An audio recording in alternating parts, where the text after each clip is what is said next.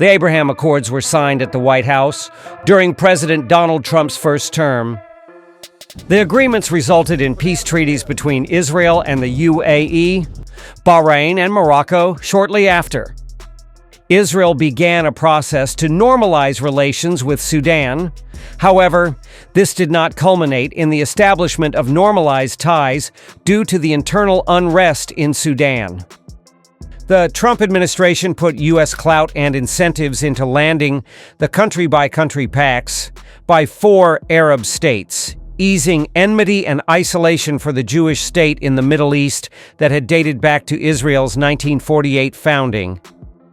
The Abraham Accords were one of the cornerstones of Donald Trump's Middle East policy in his first term. Now that he has returned to the White House, the administration is eager to expand them. Trump is making a pitch for Saudi Arabia and Syria to join the Abraham Accords. As per Channel 12, Israel has been holding talks with Syria on the Sharaa regime, joining the Abraham Accords. Here's all you need to know.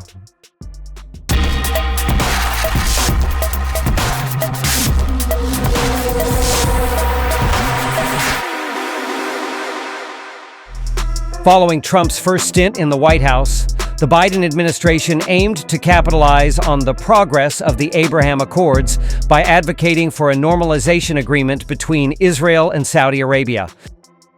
This initiative was disrupted, at least temporarily, by the October 7th cross-border assaults on Israel carried out by Hamas, which initiated the conflict in Gaza. For the Arab states, overlooking the issue of Palestine became significantly more challenging. Nonetheless, the second Trump administration is eager to expand the Abraham Accords. 2 countries in particular, Saudi Arabia and Syria, seem to be the focus of this effort.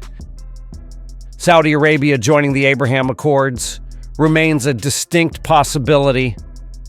Riyadh is eager to strengthen its ties with Israel for geopolitical and economic motives.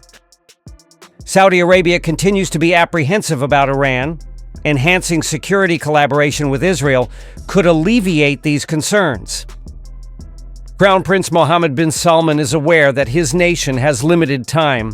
Failing to reduce its reliance on oil could jeopardize Saudi stability as the world shifts towards green and renewable energy.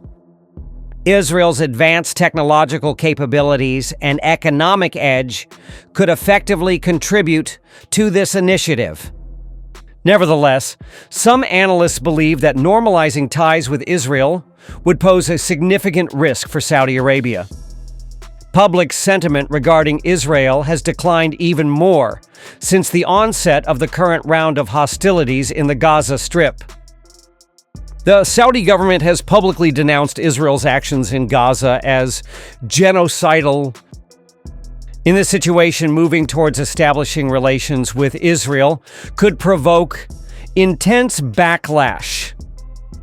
Moreover, the diminishing influence of Iran's proxy network and the thawing of Saudi-Iranian relations have seemingly diminished the urgency for normalization. Next, the curious case of Syria.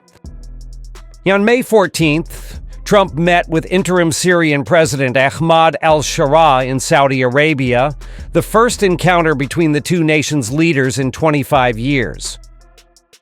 Trump said al-Sharaa had agreed to join the Abraham Accords and eventually recognize Israel. Syria's new government, led by Ahmed al-Sharaa, has signaled its potential willingness to join the Abraham Accords. This would be a shocking move for an Islamist militant whose nom de guerre, al-Golani, is a reference to the Israeli-occupied Golan Heights. Nonetheless, there are several reasons why Damascus might seek to normalize relations.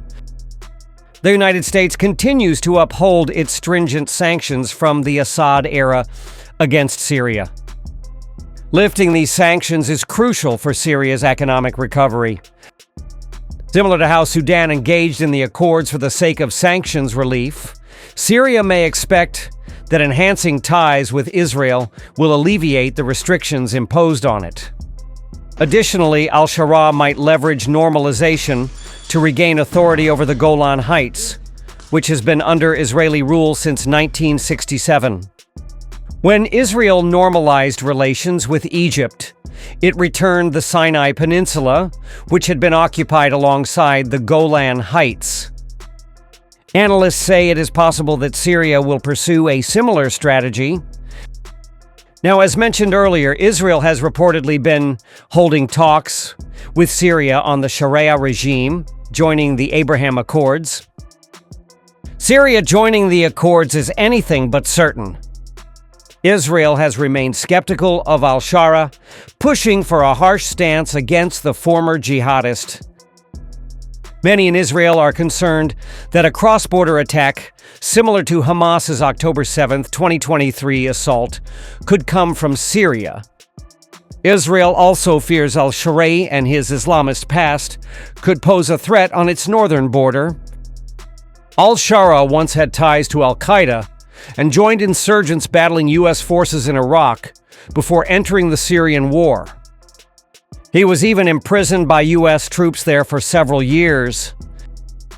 Israel has launched multiple strikes into Syria since the fall of Assad, making negotiations increasingly difficult. But al-Sharaa appears keen to maintain strategic flexibility while not alienating Western powers.